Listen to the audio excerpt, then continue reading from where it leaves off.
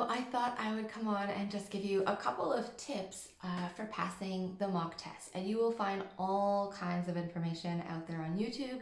And there's actually a getting started right kind of workshop once you sign up that I highly encourage you to go and take a look at, because they will really tell you all the points you need to pass the mock test. There will be two tests. So you will have one at the beginning with a person. They will ask you your personal information, how long you've been teaching, why you want to teach for them, and then you teach for 10 minutes. And the beauty of teaching for VIP Kid is that you get to basically just pop on with a couple of props that you print out in advance, or some toys that you have around, and they do all the prep for you. So you are able to preview the slides before the class. You take a look at the vocabulary so that you have the proper tools on hand, and then you just jump in and you teach the lesson. So you're not actually developing the lesson, which is amazing. So before your mock test, you will have access to these slides. You'll be able to go through and look at the vocabulary and just prep your props in order to pass that test. So it's really important with VIP Kid, you need a minimum of 3 different props. Oftentimes one of those is going to be a whiteboard, sometimes with just writing, or you could have little letters that you move around. You could have something like a cutout of a person, or you could have even just different colors.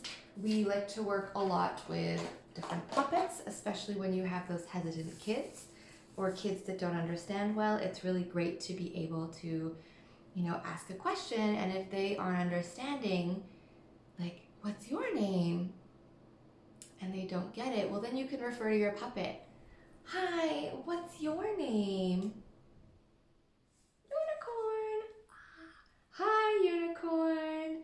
What's your name? So puppets are almost a must. They're very, very good to have, and they highly suggest them. So once you have a couple of props, and you don't need that many, but food, some kind of characters, so boy, girl, mom, dad, family, are really good to have. There are some great ones that I can send you if you want to print them out. And then some letters. So those are the main things: your whiteboard, your letters, your people, some colors, your puppet, and say some food. So if you can get those 6 things ready, then those are pretty much the only things that you're going to need for the majority of the classes. And then you can just grab and go and not have to prep every time. And then, as you go, if you want to add some, that's fine. But if you have those 6 main things, then you're pretty good to start off.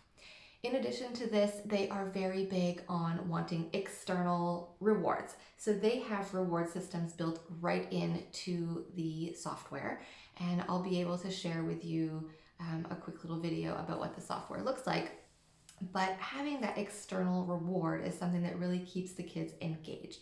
It could be anything from, right now, today I just used the soccer balls. So I have little soccer balls on magnets that's on a magnetic board. You can also just put sticky tack on them, however you would like to use it.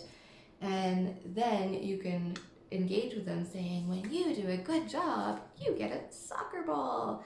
And then hold it up and they get to kick the soccer ball. So really important to have some kind of external reward when teaching with VIP Kid. There are also some really great ones that you can print out there. I have my little fish that the kids really love that I use for my beginner levels, where they get fish. I have some ice cream that you stack different colors. There are printables out there, so don't go creating the wheel. Just type in, VIP reward system, and things will come out and you can print them. It's fun to have a couple on hand, just because you do have girls, you have boys, you have really, really young kids, and you have older kids. So having a couple of them on hand so that you can just basically grab and go is great. For my trial classes, my really young guys, I always use the fish because it's something easy. It's something that I can incorporate the word fish. I can incorporate all of the different colors of the fish. So that they're learning the colors as we go. We can count them easily, and it's really compact, so it's great, especially when I have to not be in my office and teaching in someone's bathroom. If you saw that on Facebook. So yeah, fish are great, soccer balls, ice cream. make sure you have some kind of external reward prepared. So other than the external rewards and the props, you will also, it's encouraged for you to wear some kind of orange top, which is something that you could easily get, but definitely something that is that covers up any tattoos that you may have, or your shoulders. You probably know this teaching already in the culture. However, just make sure that if you want to please them, you wear something orange, and it doesn't necessarily have to be the logo. I made this. I actually got this printed out, ironed it on, and voila, I had a shirt for like $12. But if you have something orange, then that will do the trick without the logo. Always have your name somewhere. So somewhere where it's visible. It could be on your shirt. I have it back here. I also like to have it on a card just because it is easier sometimes to hold it up. Teacher Ashley. And I'm going to go over why in a second. I feel like there was something else I wanted to say about the props.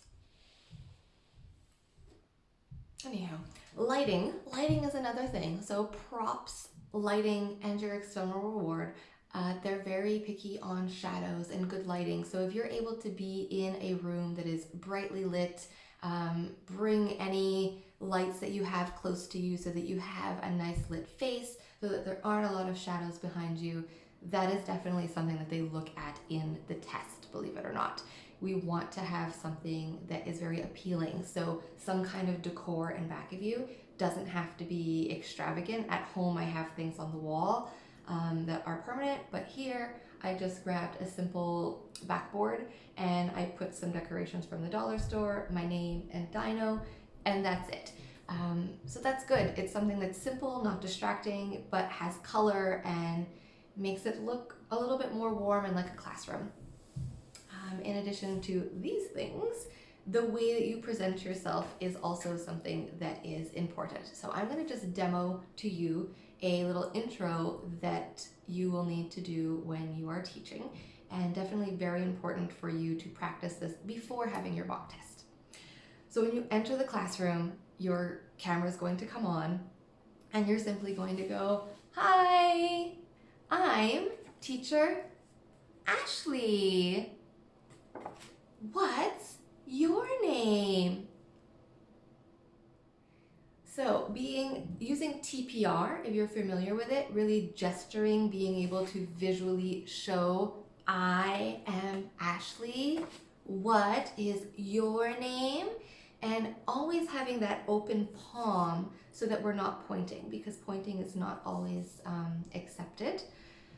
So open hand, "What is your name?" And then cupping the ear so that they understand that you are waiting to hear them speak. So that is your intro. So just practice that. "Hi, I'm teacher," insert your name. "What's your name?" And then they always encourage you to do one more or two more little connection pieces. So it could be "How old are you?" And then you listen. And then they'll say 5 or "I 5." And then you correct, "I am 5. So you're always wanting them to repeat the proper sentences. Obviously, when you're teaching a little 3-year-old, like I did this morning, I try to make it a bit shorter. So not in baby talk, in real sentences, but instead of me saying, "I am 5 years old," I will stick with the shorter sentence of "I am 5. So you adjust a little bit depending on who you're teaching. There are some kids where you can come in and right away have a conversation. "How are you? What did you do today?" And you're going to see based on their levels. But definitely introduce yourself, ask them who they are, and then ask them another kind of question. How old are you? Do you have a brother and sister? How are you today? So that is your intro. Once you say your intro, then you choose whatever reward system that you have and you present it to them. So I would have my empty fish board and I would say, "Star, when you do a good job today, you get a fish. Fish. Good job." So you let them know what reward they will be working for. and then we say, let's go, and we start. So really important to have that little intro. If you want me to do a little clip with it all together, let me know. Other than that, it's pretty simple. That's about all you're going to really need to know for the mock test, other than, being happy and joyful, never drinking or eating when you're on screen, always being focused, never grabbing your phone, important things. No children, no animals around. It really needs to be a quiet environment with no distractions, nothing popping up. And what else can I help you with in terms of the test? Making sure that you're always positive when you are correcting them. So it's never, no, it's this. It's always, good, dog. And you simply repeat whatever the error was, and the parents expect for it to be corrected. So you could probably repeat up to 5 times if they continue to make that mistake, and then just go, good, and go to the next lesson, the next slide, and then you can come back to that vocabulary if they still had not got it. And I always like to have some kind of paper beside me with a pen, and if I see that they're really not getting a sentence structure or a word, I will write it down so that when you're providing feedback at the end, because there is a feedback form, a very short one to fill out, takes 2 to 5 minutes to do, then you're able to say, Star had a great class today, he participated, he repeated the words, he tried really hard with the math question. After class, he can practice these words and then put in the words or the sentences that he still was struggling with. So very important to have something to take notes with so that you can provide that really good feedback at the end. And then, just being very animated when you are teaching new vocabulary. So if it's kite, if you don't have a picture of a kite, you can show a kite. Or if it's an animal, make the sound, woof, woof, like really make it interactive, really make it so that they understand, so that they see, so that they make all of those connections, right? Really important, especially teaching on a screen, not quite the same as seeing the same students over and over again in a classroom, because oftentimes you're not going to be seeing the same student. So you want it to be as interactive, as lively as possible, so they rebook you and they come back because they can choose favorite teachers, and you definitely want those recurring students, but also just for their own retention and letting them enjoy it. So that's about it. Those are the main things. Having props, having a background. If you can have an orange shirt, that is great.